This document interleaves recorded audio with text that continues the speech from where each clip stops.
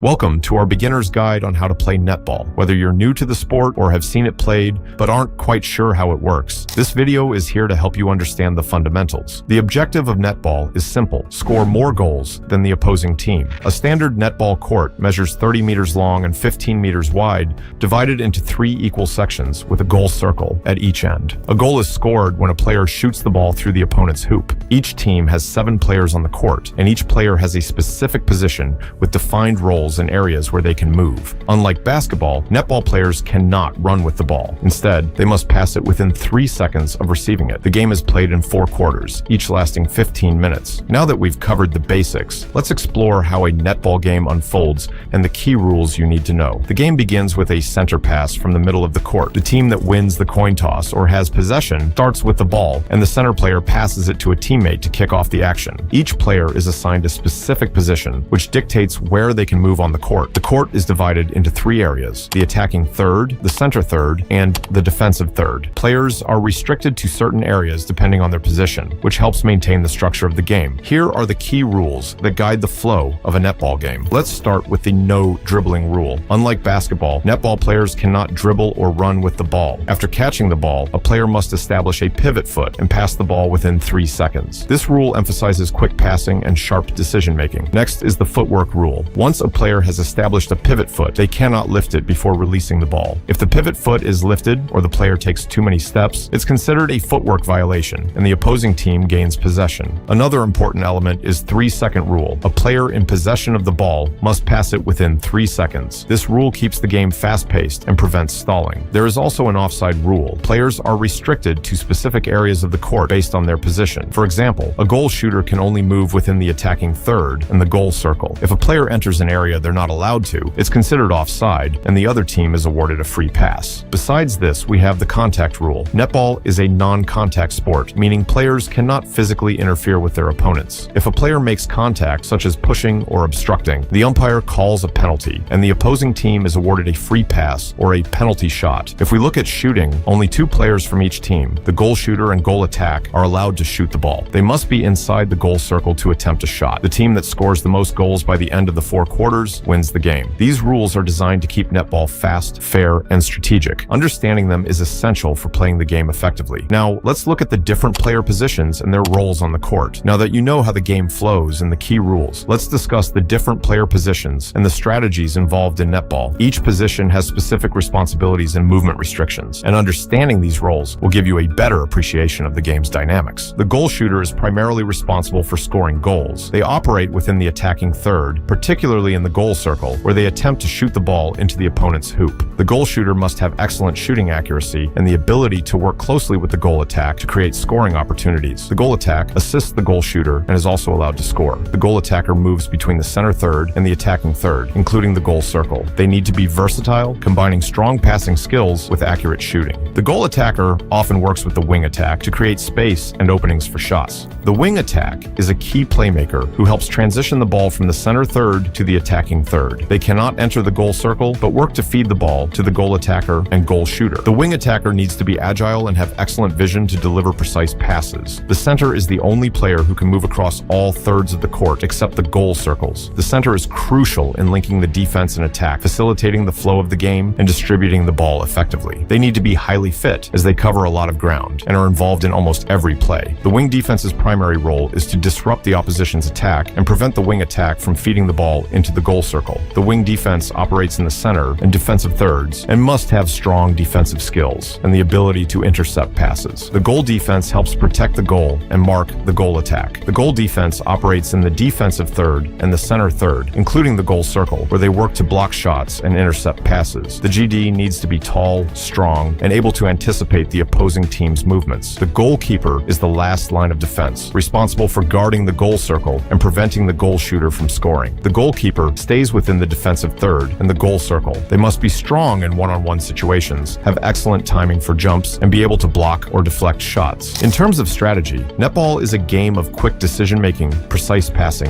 and teamwork. Offensive strategies often revolve around creating space and using sharp, accurate passes to move the ball quickly up the court. Teams aim to work the ball into the goal circle, where the goal shooter and goal attacker can attempt to score. Defensively, teams focus on marking their opponents closely, anticipating passes, and intercepting the ball. ball. Communication is key, as defenders need to switch and cover for each other to prevent the opposing team from finding an open player in the goal circle. The WD, goal defensor, and goalkeeper work together to protect the goal area and limit the scoring opportunities of the opposing goal shooter and goal attacker. To bring all of this together, let's dive into a real netball game scenario and see how these positions and strategies play out on the court. Imagine a competitive match between two teams, the Thunder and the Lightning. The game is tied in the final quarter, and both teams are battling for control of the ball. The Thunder's center starts with a center pass, quickly moving the ball to the wing attack. The wing attack expertly dodges her defender and delivers a crisp pass to the goal attack in the attacking third. The goal attack, seeing an opportunity, drives into the goal circle, where she's closely marked by the goal defense from the Lightning. The goal attack fakes a shot, causing the goal defense to jump early, and then quickly passes the ball to the goal shooter, who has positioned herself near the post. The goal shooter catches the ball, takes a calm, measured shot, and scores, giving the Thunder a 1-goal lead. On the next possession, the Lightning try to respond. Their wing defense intercepts a pass intended for the Thunder's wing attack, quickly passing the ball to their center to initiate a counterattack. The Lightning's goal attack receives the ball and works with the wing attack to enter the goal circle. The Thunder's goalkeeper tries to block the shot, but the goal attack manages to get the shot off, scoring and leveling the game once again. As the clock ticks down, both teams increase their intensity.